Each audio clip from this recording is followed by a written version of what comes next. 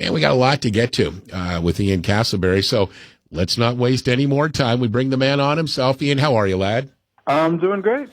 Staying dry. Yeah, okay, well, that's good. That was going to be my next question, so that's big.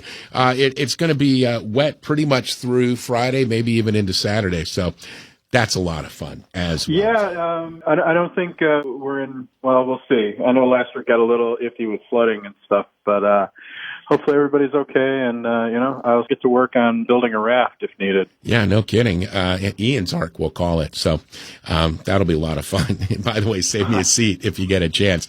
By the way, Ian's appearance is presented by VistaNet Telecommunications.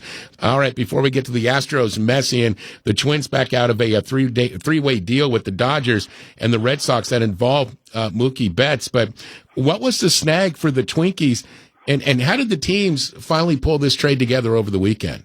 Yeah, the snag in the deal, remember, it was between the Boston Red Sox and Los Angeles Dodgers, but the Minnesota Twins had to get involved, mostly because the Dodgers didn't want to give up another prospect besides Alex Verdugo, so they needed the Twins to get involved, and the pitching prospect that they sent to the Red Sox, Brosdar Graterol, was going to be part of the deal, and the Red Sox reportedly envisioned Graterol as part of their future rotation.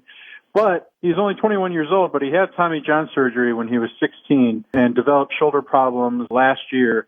So I think the Red Sox medical team, they looked over his records, and they just didn't feel confident that Graterol was somebody who could be a starting pitcher for them. He could be a pitcher, but maybe more of a reliever, and that wasn't good enough in the Red Sox eyes for Graterol to be a part of the deal. So really the only way the Red Sox and Dodgers could salvage this deal, which sent Mookie Betts and David Price to the Dodgers, was to basically boot the Twins out of this deal, or at least the Dodgers made a separate deal instead with the Twins. So Graterol is going to end up going to the Dodgers.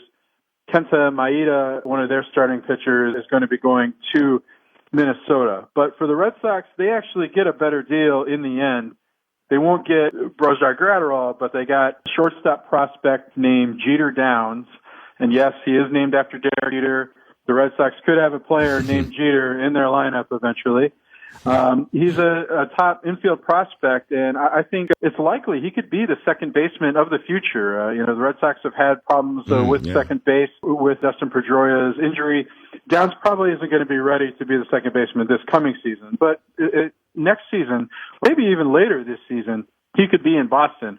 And the Red Sox also got a catching prospect, Connor Wong, who could be a utility player in the future. So overall, the Red Sox get Alex Verdugo, who's going to be their starting left fielder, Jeter Downs, who is a star infielder potentially of the future, Connor Wong, possibly a utility player, and the Dodgers still get Mookie Betts and David Price, and most importantly for the Red Sox, they get to shed those two salaries off of their payroll.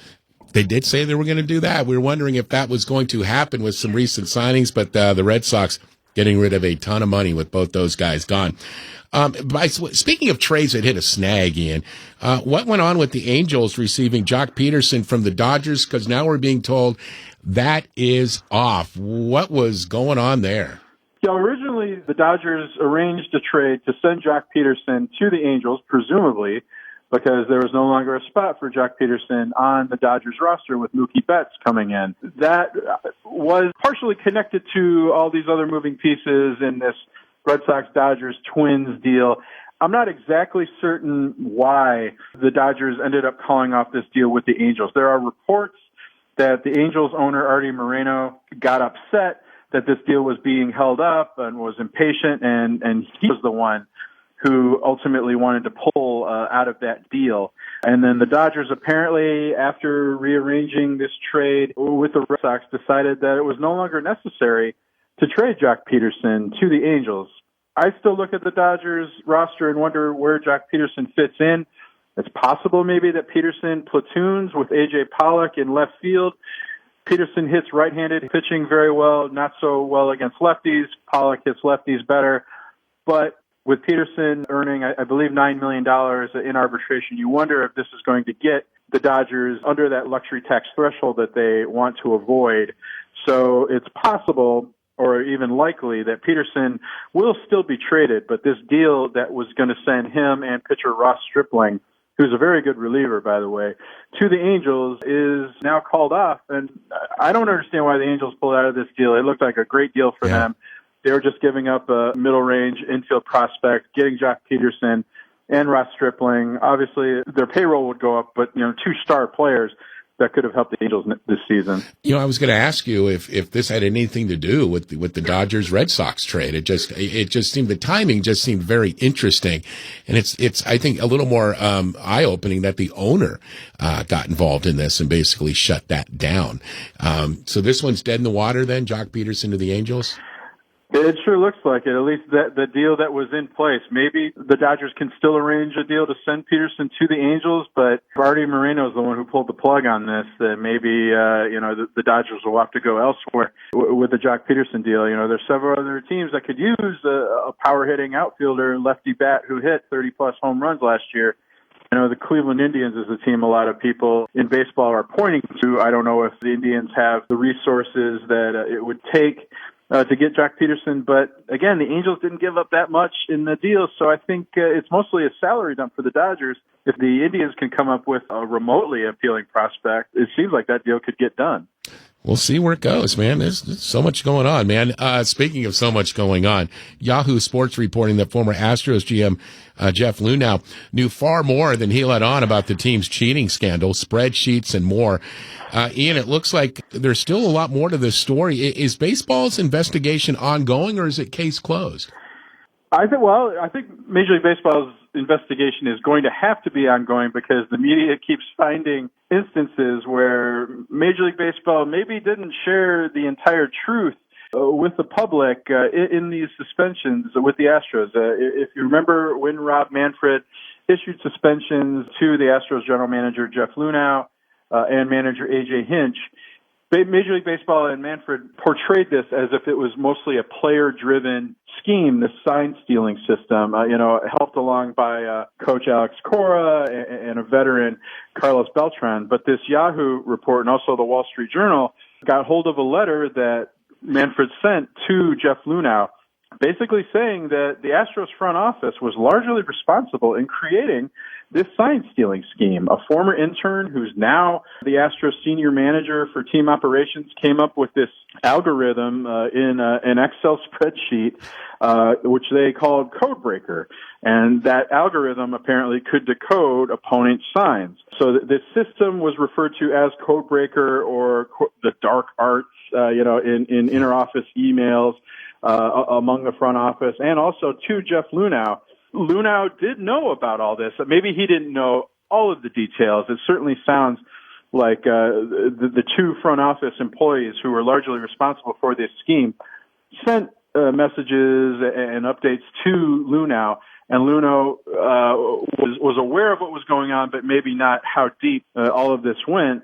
But there are also people in the Astros front office who wanted Luhnow to know that this was going on because it showed that they, frankly, were doing work, that they were doing their job, that they were creating this system for the Astros. So this goes against what Major League Baseball had portrayed before, that maybe the front office wasn't as involved in this sign-stealing scheme, but this letter indicates that is not the case. And not only that, the Astros sign-stealing scheme, the indication was that it was only for the 2017 season. This letter indicates that it went into the use of Codebreaker, went into the 2018 season, and at least a form of it was used on the road. Previously we were led to believe that this was something that the Astros only did at home. So this goes a lot deeper now than we were originally led to believe.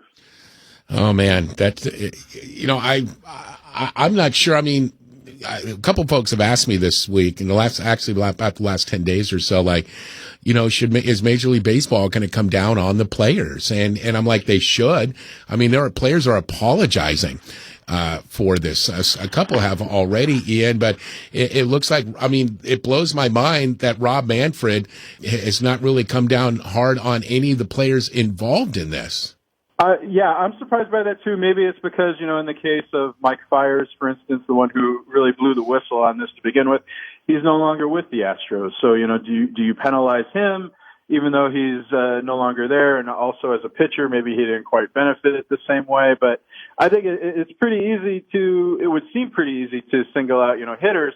that benefited from this. You know, we've mentioned Jose Altuve and Alex Bregman in the past, but it sounds like Major League Baseball and Commissioner Rob Manfred has no interest in getting on the players for a suspension, ultimately pointing to Lunau and to A.J. Hinch and saying, you guys were the adults in the room. You should have said something. If you knew this was happening, you should have come down on it, and you didn't. So it doesn't appear that the players are going to be penalized in this, even though, as you point out, a lot of fans are saying that, are wondering why this hasn't happened. And also, I don't know if you saw this, but this is a development that could be growing out of this entire case, is that there is a former Major League pitcher, Mike Bolsinger, sued the Astros over the weekend, or at least the lawsuit became public today, is seeking damages, but he wants the Astros to forfeit the $31 million in bonuses that they got from their World Series title and give that money to charities, baseball charities in Los Angeles, but basically saying that, you know, the sign stealing scheme ruined the careers and hurt the livelihoods of a lot of Major League pitchers who ended up suffering because the Astros knew what pitches they were throwing and crushed them.